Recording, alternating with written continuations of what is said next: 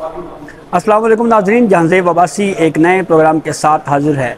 मखसूस नशिस्तों के मामले के ऊपर एक मरतबा फिर बात करेंगे। एक डेवलपमेंट सामने आई है और वो डेवलपमेंट ये है कि कौमी असम्बली ने कसरत राय से मखसूस नशिस्तों के मामले के ऊपर एक बिल पास किया है।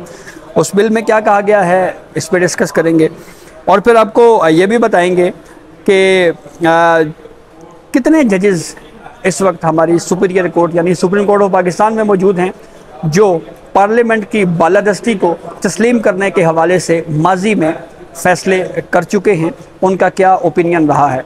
तो डिटेल में जाने से पहले एक रिक्वेस्ट आपसे ये ज़रूर है कि हमारा चैनल सब्सक्राइब कर लें ताकि हर नई आने वाली वीडियो या अपडेट आपको बर वक्त मिल सके। तो इलेक्शन एक्ट बिल के तहत इलेक्शन एक्ट के सेक्शन 66 और 104 में तरमीम के हवाले से कौमी असम्बली से ये बिल कसरत राय से तस्लीम मंजूर किया गया है और इस बिल के तहत आज़ाद उम्मीदवार का किसी सियासी जमात से वाबस्तगी का इकरारनामा तब्दील नहीं हो सकता। यानी एक मरतबा अगर एक आज़ाद उम्मीदवार ये कह दे कि मैं फ़लाँ पॉलिटिकल पार्टी में जा रहा हूँ तो फिर उसके बाद वो पार्टी वाबस्तगी जो है वो तब्दील नहीं हो सकेगी। सुप्रीम कोर्ट ऑफ पाकिस्तान ने जो अक्सरियती फ़ैसला है उसमें वो आज़ाद उम्मीदवार जो सुन्नी इत्तेहाद कौंसिल में गए थे उनको कहा जी कि आप दोबारा पॉलिटिकल पार्टी PTI में चले जाएं। तो ये उस कॉन्टेक्स्ट में बिल्कुल क्लियर नज़र आ रहा है। फिर उसके बाद इसमें तरमीम में यह भी कहा गया है कि निशान अलॉट करने से कबल रिटर्निंग अफसर के सामने सियासी जमात से वाबस्तगी सर्टिफिकेट जमा ना करवाने वाला उम्मीदवार आज़ाद तस्वर होगा। जो अक्सरियती फ़ैसले में कहा गया था कि पार्टी सर्टिफिकेट सियासी वाबस्तगी ज़ाहिर करने के हवाले से हो या ना हो, किसी भी फॉर्म के ऊपर कहीं पर भी कोई टिक PTI किया गया है तो वो उम्मीदवार जो है वो PTI का ही है। फिर उसके बाद ये भी कहा गया है जी कि कोई सियासी जमात मज़कूरा मुद्दत के अंदर मखसूस नशिस्तों के लिए अपनी फ़हरिस्त जमा ना करवाने पर मखसूस नशिस्तों के कोटे की अहल नहीं होगी। यानी वो पॉलिटिकल पार्टी जिसने तरजीहाती फ़हरिस्त मखसूस नशिस्तों के हवाले से अगर जमा नहीं करवाई तो वो मखसूस नशिस्तों की हकदार नहीं होगी। सुन्नी इत्तेहाद कौंसिल ने मखसूस नशिस्तों के लिए तरजीहाती फ़हरिस्त जमा नहीं करवाई थी और अब दोबारा जो सुप्रीम कोर्ट का जो फ़ैसला 8 जजेस की जानिब से दिया गया है उसके बाद जो है वो तरजीहाती फ़हरिस्तें जो हैं वो दोबारा जमा करवाने के हवाले से बात की गई है। इसके अलावा तरमीम में यह भी कहा गया है कि किसी दीगर कानून या किसी अदालत बशमूल अदालत उज़्मा, अदालत आलिया पाकिस्तान के किसी फ़ैसले, फरमान या हुक्मनामे में मज़कूरा किसी अमल के कामयाब आज़ाद उम्मीदवार की आर्टिकल 51 के शिक 6 और आर्टिकल 106 के शिक 3 के अगराज़ के लिए किसी सियासी जमात में शामिल होने के लिए एक दफ़ा की गई रजामंदी जो है वो नाकाबिल तनसीख होगी, यानी उसको दोबारा तब्दील नहीं किया जा सकता। ये है जी वो तरमीम जो अब सेनेट से भी पास होगी और फिर बाकायदा ये एक्ट ऑफ पार्लियामेंट जो है वो बन जाएगा। पाकिस्तान तहरीक इंसाफ की जानिब से इस बिल को चैलेंज करने का जो है वो फ़ैसला किया गया है। अब ज़रा इस टॉपिक के ऊपर आते हैं कि हमारे सुप्रीम कोर्ट के अंदर ऐसे जजेस जिन्होंने एक्ट ऑफ पार्लियामेंट को या कानून जो पार्लियामेंट ने बनाया उसकी बालादस्ती को कब कहाँ पे तस्लीम किया। बात करते हैं सबसे पहले प्रैक्टिस एंड प्रोसीजर कानून में, जिसमें आर्टिकल 184(3) को रेगुलेट करने के लिए एक कानून पार्लियामेंट ने बनाया था। वो फिर कानून सुप्रीम कोर्ट में चैलेंज हुआ और उमरता बंदियाल की सरबराही में हम ख्याल बेंच बैठा, उन्होंने उस पर स्टे दिए रखा। काजी फायज ईसा चीफ जस्टिस बने, उन्होंने फुल कोर्ट बना के प्रैक्टिस एंड प्रोसीजर कानून को सुना और फिर उसके बाद फ़ैसला दिया गया। अब उस फैसले में जिन्होंने एक्ट ऑफ पार्लियामेंट को प्रैक्टिस एंड प्रोसीजर कानून को तस्लीम किया कि ये दुरुस्त कानून है और पार्लियामेंट कॉम्पिटेंट है ये कानून बनाने में, उन जजेस के ज़रा नाम आपके सामने रखते हैं। चीफ जस्टिस काजी फायज ईसा साहब, justice Mansoor Ali Shah sahab, justice Athar Minallah, justice Yahya Afridi, justice Sardar Tariq Masood, justice Mohammad Ali Mazhar, justice Aminuddin Khan, justice Hasan Nazar Rizvi, justice Jamal Khan Bandokhel और जस्टिस मुसर्रत हिलाली। इन 10 जजेस ने अक्सरियत से ये कहा कि प्रैक्टिस एंड प्रोसीजर कानून दुरुस्त है और पार्लियामेंट कॉम्पिटेंट है कानून बनाने में। इख्तलाफ करने वाले जजेस में मुज़ाहिर नकवी जो फिर बाद में रिज़ाइन दे गए, मिसकंडक्ट के इल्ज़ाम थे उनके ऊपर, उन्होंने इख्तलाफ किया था इस कानून से। एजाजुल हसन साहब जो मुस्ताफ़ी हो गए, आज तक किसी को वजह नहीं मालूम कि क्यों इस्तीफ़ा दिया उन्होंने।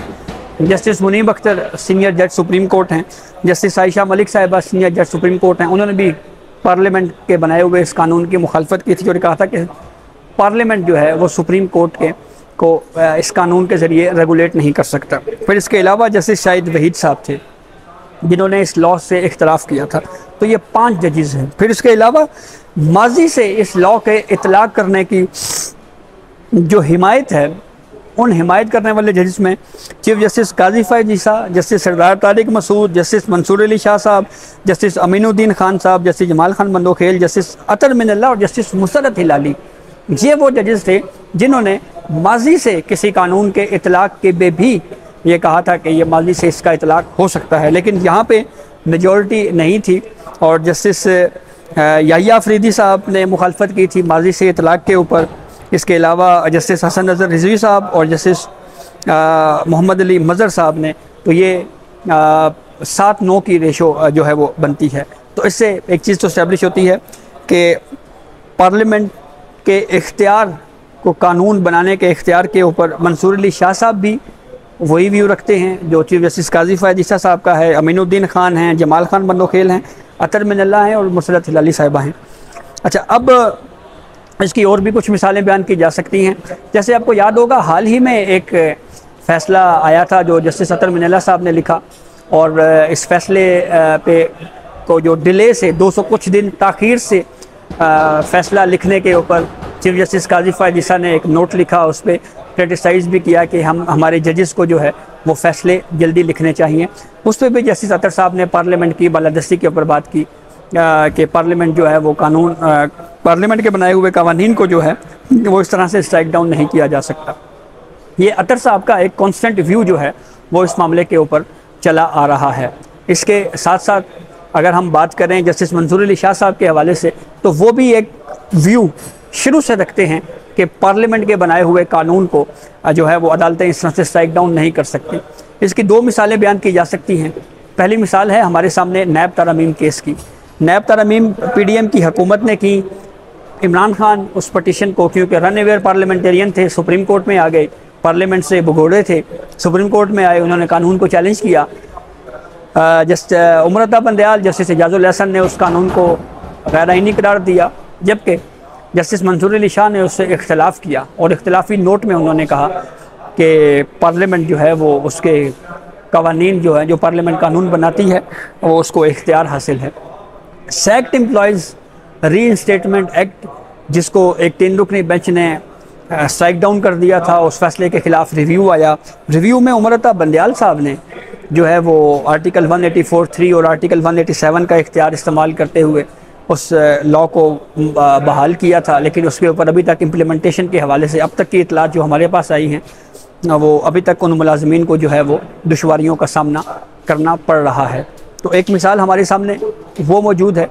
उस पर भी जस्टिस मंसूर अली शाह का ये व्यू था कि पार्लियामेंट का जो बनाया हुआ कानून है उसको इस तरह से स्ट्राइक डाउन नहीं किया जा सकता।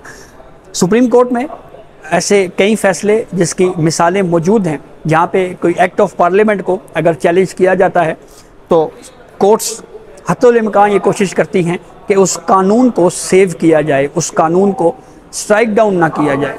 इसकी बहुत सारी पाकिस्तान के जुडिशल हिस्ट्री में मिसालें मौजूद हैं। अब PTI ये कह रही है कि इस लॉ को वो चैलेंज करेंगे और अगर वो चैलेंज करते हैं तो फिर किस हद तक उनको रिलीफ मिल सकता है, ये मामला बहुत अहम है। एक डिबेट ये भी चल रही है कि सुप्रीम कोर्ट ऑफ पाकिस्तान के जो 8 जजेस की जानिब से जो अक्सरियती फ़ैसला दिया गया है, ये अक्सरियती फ़ैसला जो है ये दर हकीकत इलेक्शन एक्ट से मुतल्लिक है ही नहीं, और ये फ़ैसला जो है ये कॉन्स्टिट्यूशन की इंटरप्रटेशन का मामला है। लेकिन इसके ऊपर हतमी बात इसलिए नहीं की जा सकती कि अभी तक हमारे सामने डिटेल रीजनिंग नहीं आई। उन डिटेल रीजनिंग जिसमें हमें यह समझने में मदद मिले कि सुप्रीम कोर्ट के 8 जजेस ने जो अक्सरियती फ़ैसला दिया है, जस्टिस मंसूर अली शाह जो इस 8 जजेस को लीड कर रहे थे, उन्होंने किस इख्तियार समात के तहत ये फ़ैसला दिया, क्वेश्चन नंबर 1। और फिर सवाल नंबर 2 इसमें यह भी उठेगा कि सुप्रीम कोर्ट ने क्या आइन की तशरीह की है इस मामले के ऊपर, या जो इलेक्शन एक्ट है उसको सामने रख के ये फ़ैसला किया है। कंप्लीट जस्टिस की बात हो रही है आर्टिकल 187 की, तो इसके ऊपर फिर ये डिबेट भी चल रही है कि आर्टिकल 184(3) का इख्तियार इस्तेमाल करके 187 को यूज़ किया गया है, क्योंकि कहा यह जा रहा है कि आर्टिकल 187 को आइसोलेशन में यूज़ नहीं किया जा सकता, बल्कि वो आर्टिकल 184(3) की पावर के साथ इसको यूज़ किया जाता है।